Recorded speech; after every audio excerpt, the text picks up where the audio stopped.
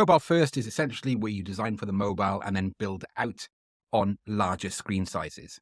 It's all part of responsive web design where the design responds to the screen. And my answer to that question of whether we should design in mobile first on Squarespace is always no. And there's a couple of reasons for that. The main one is the admin area in Squarespace doesn't lend itself to designing in mobile because all of the standard features we have aren't available. Even with the increasingly impressive Squarespace mobile app, it still doesn't allow you to do everything when it comes to designing high-performance web pages. And the other reason is I don't think mobile first is as big an issue as it was in the early days of responsive design. The reason for this, and this is my personal opinion, we can design on mobile and desktop separately. And this is the approach that I'm going to walk you through today. How I design website layouts on desktop view first, and then I jump over to mobile and I completely redesign for mobile devices. We can add media queries, little snippets of custom code that hide elements on either desktop or mobile, meaning that you can add extra elements on your desktop view where you have more retail space to work with and then remove those on mobile devices. There's one other point which is a curious one for me as well. Since Fluid Engine, Squarespace have removed the tablet view on the preview options. To this date, I have no idea why they did that. It was a handy feature to be able to test full desktop size, mobile, and then tablet size fitting in between. Alas, that feature's gone, so we again need to use third-party devices to test. So as a quick recap before we jump in, it's not advisable to work on mobile first. I would work on the desktop view in the Squarespace admin, then jump to mobile, and then, if you can, test it on a tablet in portrait and landscape right at the end. So I'm itching to have a go and to demonstrate how we can work with mobile layouts, and I think we better crack on. So in this case, we are going to adapt this layout here, which is in our SquareForge, our boilerplate with over 250 Squarespace templates. And we're going to bring some of the content from this section into here and just change that format.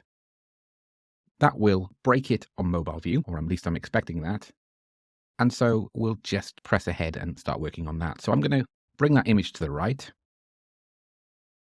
bring this heading up. What you're seeing here is Yoink, which is a Mac app I use for transferring content.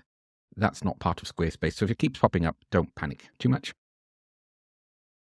I'm going to add in a text block in the section here and drag it into position. And what I might do is add another text block for this content here. We can duplicate elements in Squarespace, but we can't drag them from one section to another. And as these are built in multiple sections, we can't bring them across. It's a feature that I'm a bit surprised Squarespace haven't already rolled out. It would be nice if they were to add that feature in future. We can, of course, save a section as favorites, which is one of my favorite features, funnily enough. So we've got the heart option there to save that section, meaning that we can bring it in further down this page or transfer that structure over to other pages. And I've definitely created chapters on that. So let's duplicate this one more time and then bring this content down and say we've got a format that I'm quite happy with. I'm just going to wrap this up now by duplicating this image here and making two thumbnail versions of it. We will change the content so we can see the difference between each of the sections.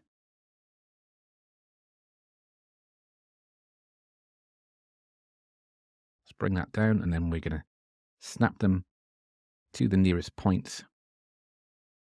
Because of the gutter width here, there's either a large space or none at all. But what we can do now is go into the edit section and create a gap in between each of the elements. And we can go in and fine tune it. Each of the grid columns now have a wider gap between them. We will need to shuffle things around and repurpose some of the content we've already got in here, put it in a new position. The reason I can't select all is because we've got this gray block, this Polaroid effect in the background. So I'm just going to move that around, have a little play with it just to get it positioned as I want. So if I hold Shift, I can select multiple items and then I can move them all up together. And finally, we're going to take this final image and move that back up. Okay, relatively happy with that. It's an interesting layout.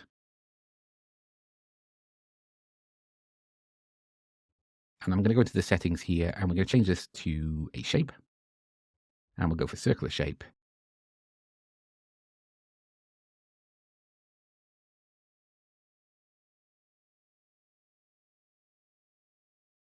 And I'm going to replace this image, select from library, go to free images for the stock library. And I'm going to put that one in. I'm not going to worry too much about the selection of the images. This effect can work really well if you create icons and upload them.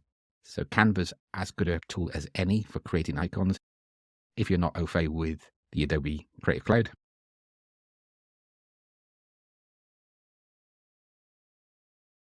And we can also change the focal point or go in and crop the image to square. Okay. I'm going to copy that text block and bring that in as well.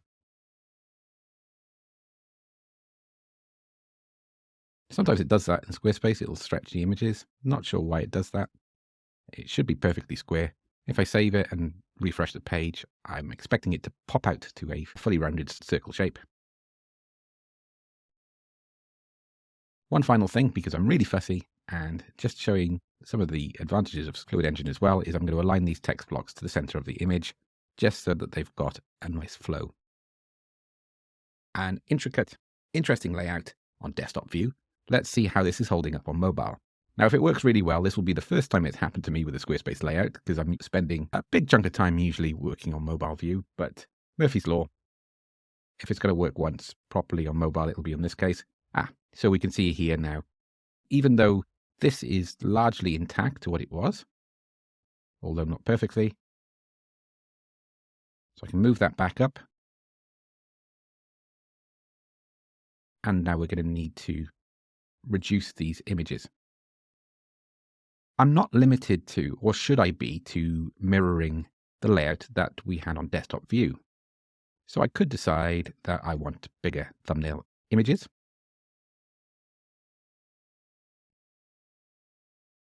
And then I could align that to the left.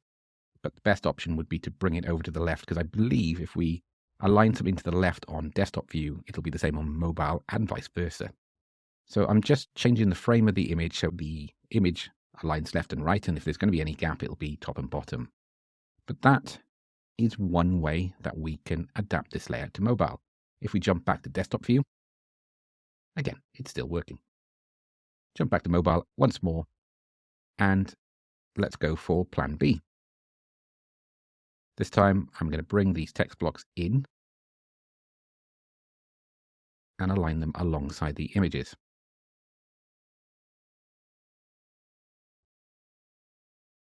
That could work, or I could decide to reduce the size of those thumbnails and then just have a play around with the positioning to get to a point where I'm happy. This is why I was saying we don't need to design mobile first, simply because we can customize our mobile view to something exactly as we want. And once we've got the structures of these sections on one page, it's good practice to have a degree of flow from one page to the other. So if we had a section like this on other pages, we could save it as a favorite once it's been tested on mobile first, meaning that you don't have to duplicate your workload and you're going to get better consistency between layouts. But there we go. So that is working quite nicely. Because this Polaroid shape also has worked on desktop, we could even play around with this and do something completely different.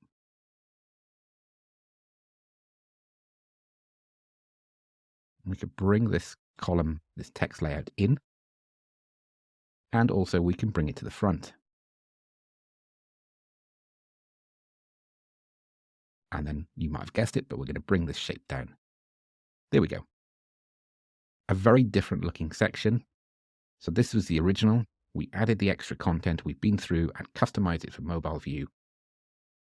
So this is my opinion, but I don't believe that you need to design in mobile first on Squarespace. And in fact, it makes the whole process so much harder and far more limiting. Whilst in this case, we can customize it for desktop to get the look and feel that we want, pop over to mobile, and it's well worth spending a bit of time on mobile view, especially on our key pages, homepage and other landing pages, to get them just right. And the best way to learn with this is to pick it up and play with it. As mentioned, we've got loads of layouts here, over 250 of them in the SquareForge. If you head over to squareforge.net, you can take a look at them and you can feel free to use them for inspiration for any designs that you have. If you want these to take home and to have in your Squarespace platform so you can use this as a core for building out new pages every single time, we do have an introductory offer with this tool. I hope you found this process helpful. I'd love to hear your comments in terms of the challenges that you face with building designs in Squarespace, and also if your approach is mobile first. Otherwise, I'll catch you next time. Cheers. If you have found this video helpful, then why not try out some of our other content? I'm Elwyn Davis, founder of Pixelhaze Academy, and I have been running successful, fast-growth web design agencies for 20 years. To jump further into the Squarespace rabbit hole, you can subscribe to this YouTube channel, use my affiliate link and get 20% off Squarespace, get exclusive discount on my Squarespace Box of Tricks course, and the Pixelhaze VIP membership. On top of all of that, you can now book a one-to-one session with me so we can tackle your web design challenges together. You can find all of these options in the description. Enjoy.